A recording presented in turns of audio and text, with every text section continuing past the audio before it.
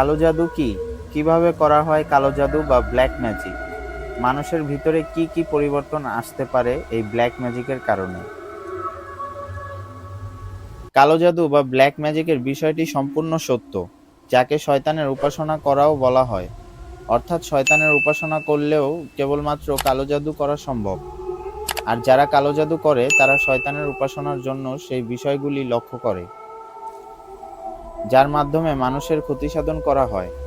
অর্থাৎ কালো জাদু করে মানুষের ক্ষতি করা যায় এবং এটি দিয়ে মানুষকে প্রভাবিত করা যায়।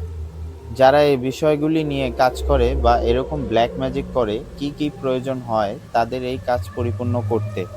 প্রথমত, মানুষের ব্যবহৃত কাপড়, মাথার চুল, পরিত্যক্ত দাঁত, এক কথায় শরীরের কোনো অবশিষ্ট অংশ তারা সংগ্রহ করে এবং সাথে স্পষ্ট কিছু শব্দ রয়েছে যে শব্দগুলো প্রয়োগ করে কালো জাদু করা হয়।